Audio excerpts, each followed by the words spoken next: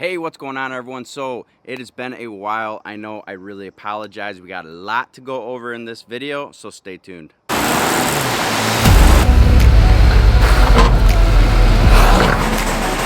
There we go. Get some!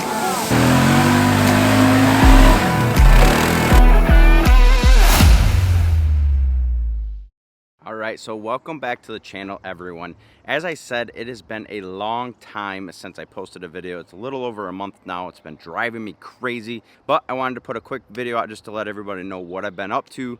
You know, we're in a different location. We got a new house. The Gladiator looks a heck of a lot different than the last time you guys saw it on this channel. So in this video, I'm really just going to explain kind of where the Gladiator's at. We're going to talk about the new 1981 500 horsepower CJ7. Yes, I'll start it up for you guys, but we got to explain a couple things about it first. So let's jump into the Gladiator, because I know that's a reason a lot of you come to this channel is for the Gladiator content. This is the 2021 Diesel Rubicon Gladiator on 40s. It has a 3-inch rock crawler lift on it. That is the video that I do have in queue that I'm working on editing up so that you guys know the quality of the new rock crawler lift. This is the Adventure Series rock crawler lift 3-inch. I wanted to keep it nice and low to the ground. I'm happy and I'm not. We'll talk about that in here in a little bit. But it is a very, very nice riding kit. This is the full-blown kit. It has their brand new Adventure Series arms. So it's got the maintenance-free joints on it instead of the Johnny joints, which they have their place. But when you're on an everyday vehicle, you do not want to worry about Johnny joints, especially when you're in a place like Michigan that gets a lot of snow, changing seasons. You know, May stands for who knows what the weather may be. It could be cold, it could be warm, it could be 80 degrees, and then, you know, a week from now it could be 60 or 50 or drop below freezing at nighttime. So it fluctuates a ton. So I was really excited when I heard Rock Crawler was coming out with these joints so that I don't have to worry about them degrading and getting all rusted up and having to worry about pumping them full of grease all the time.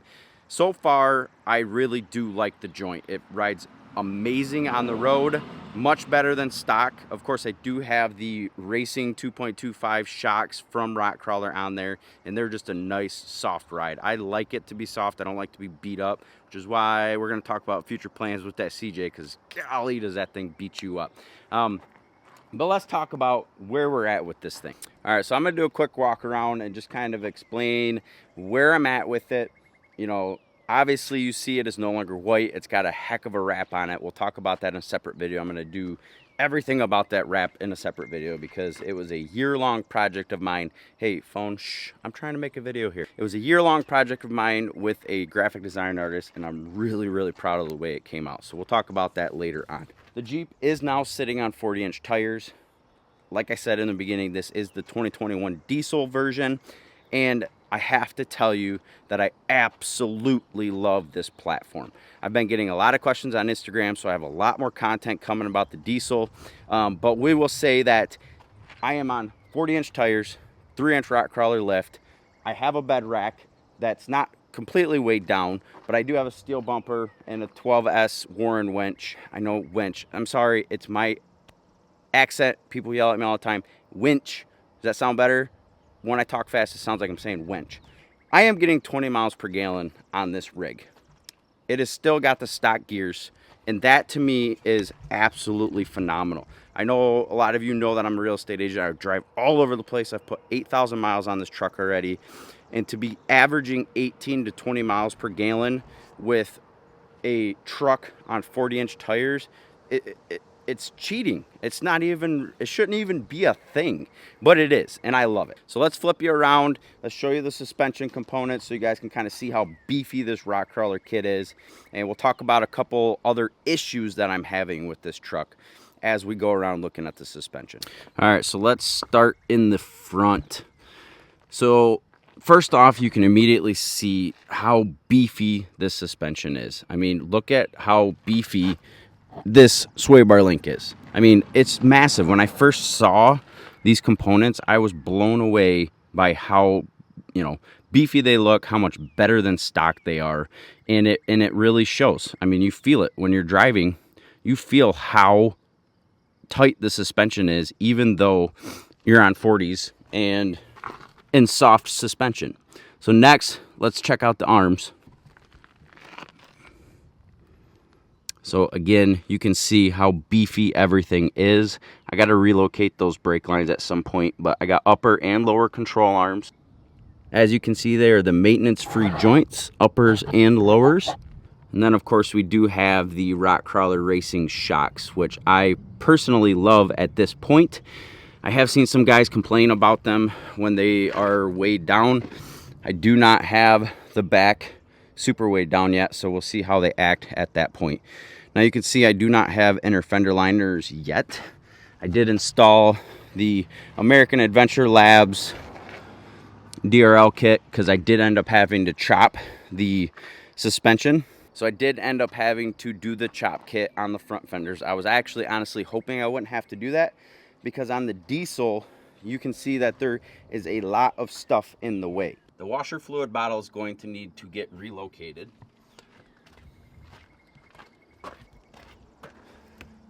You've got all kinds of electronics, your computer right there. Everything is very vulnerable.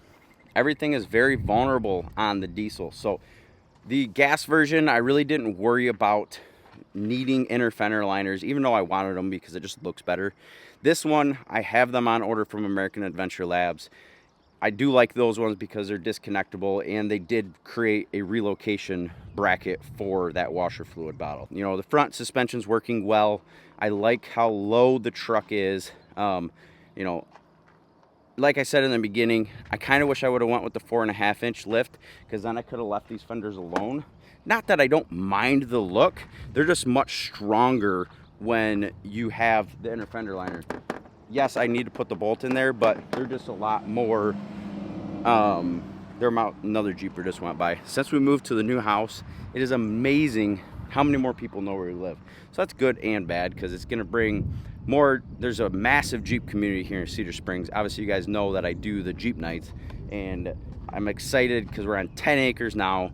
And you know, once I get my new pole barn up, which is going straight back there, so we'll be able to have this a nice driveway straight back to a 40 by 40 by 16 shop. We're gonna do a full series on that build, because I did not do it on the last one, and I had a bunch of people that wanted me to. So we're gonna do a full build out, and they're starting next week, so stay tuned for those videos. All right, so moving on. I love the stance of this thing. I love the stance with the Rock Crawler lift on it.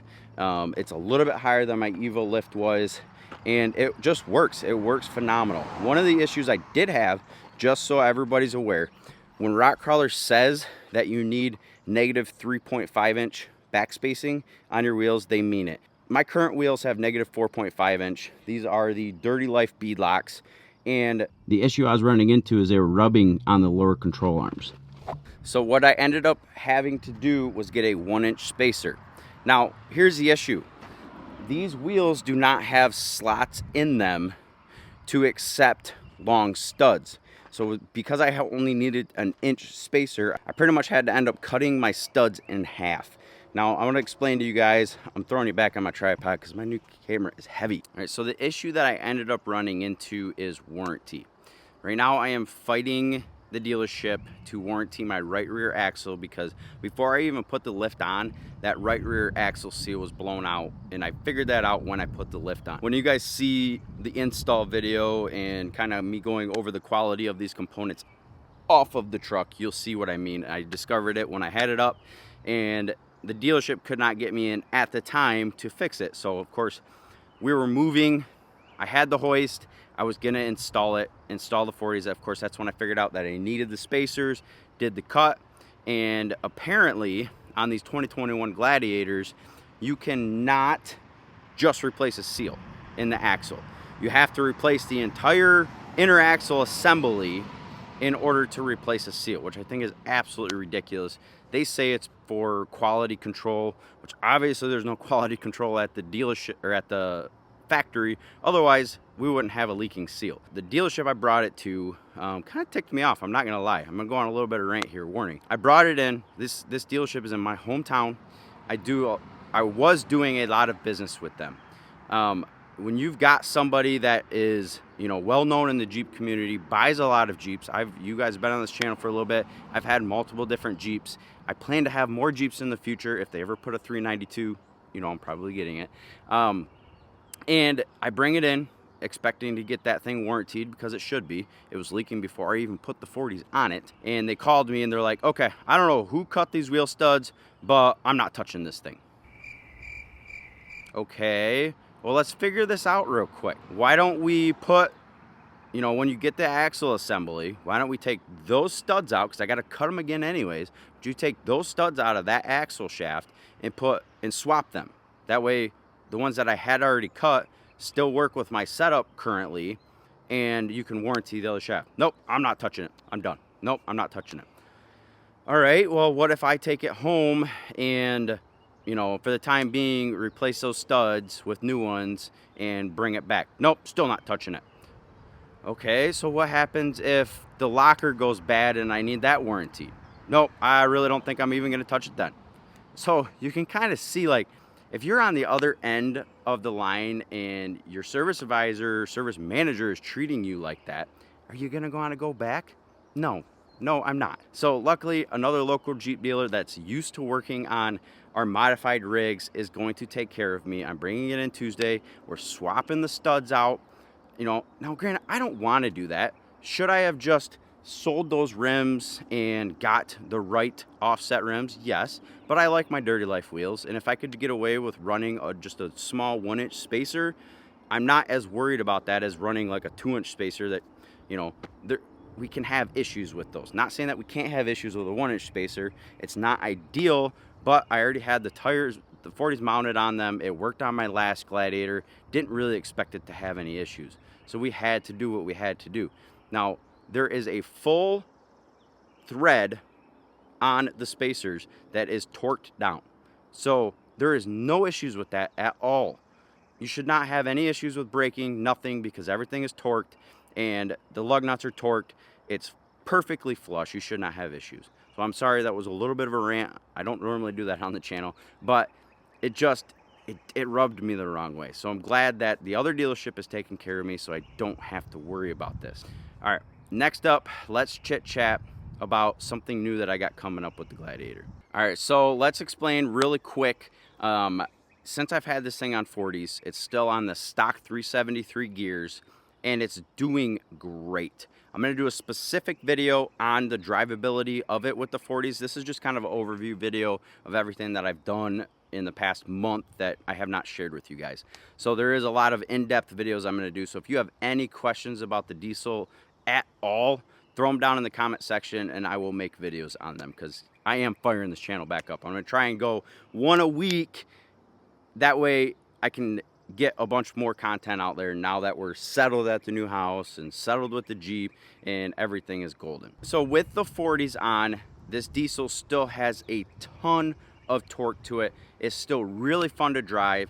It will actually break those 40s loose and you can do a donut with it, which blew my mind on dry pavement.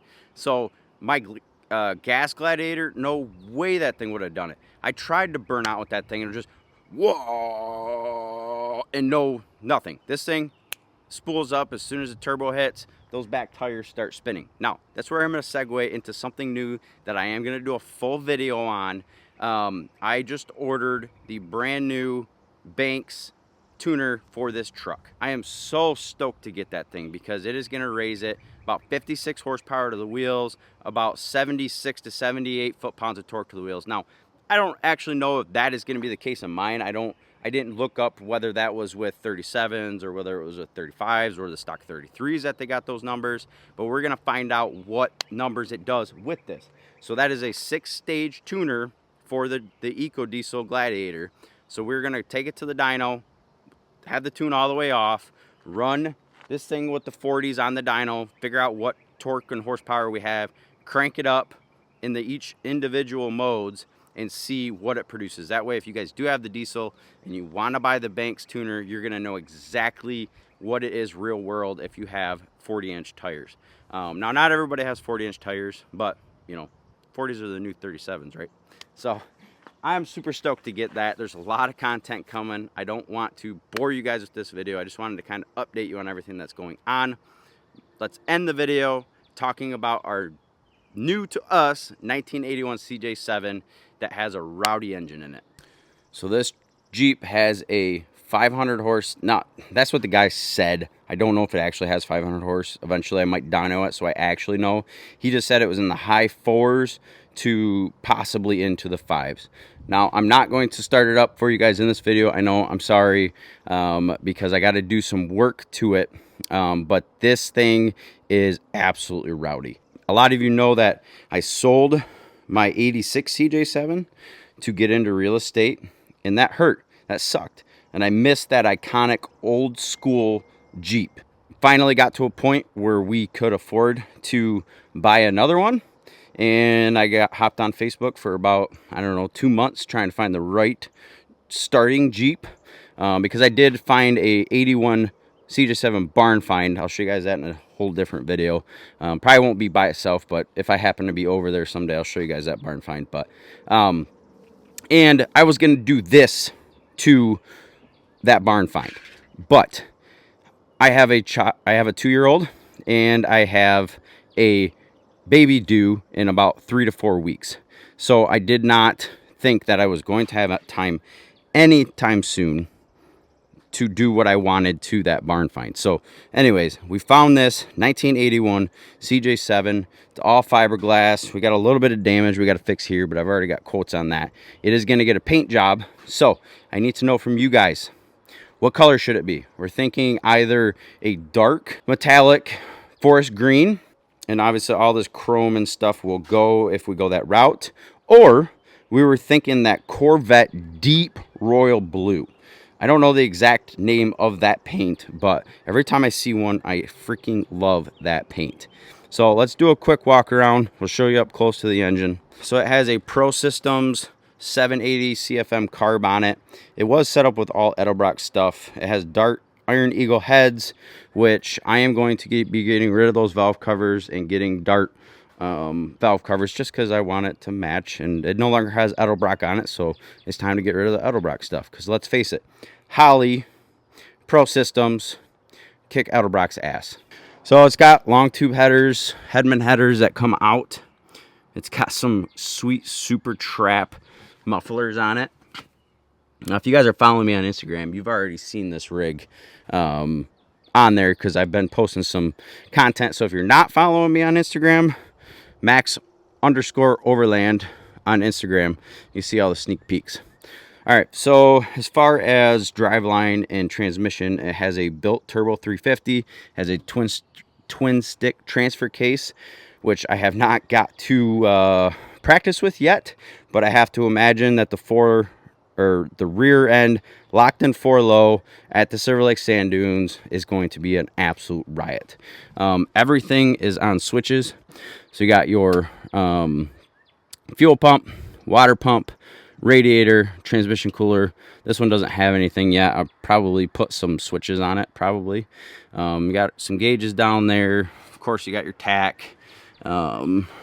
B&M short or B&M ratchet shifter, that's actually going bye-bye. I got a gate style shifter. I don't really like those. So we've got, it's all set up really nice, guys. That's part of the reason why I bought this thing.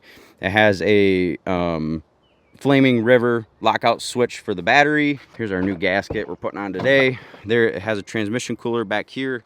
Everything is hydraulic lines, so it was all done very, very nicely. I do have some future plans for it, but I'm probably going to do another video of it running it and, you know, kind of reviewing it that way at some point. And I'm in that video, because I don't want to make this one too long, I will be explaining what we're going to do to this, because engine's going to stay, because it's an amazing engine, it's an amazing platform, but we're going to do something different with the axles. All right, so as you guys can see, we've had a lot of stuff happen in the last month. We moved, we're setting up, getting ready for our baby. You know, I've done a lot to the Gladiator. We picked that up. There's a lot more content coming on the channel. We're gonna get back out and get wheeling because I haven't even tested the Diesel yet. So make sure if you guys have not subscribed yet, hit that subscribe button, hit the like button. It does really help our channel out.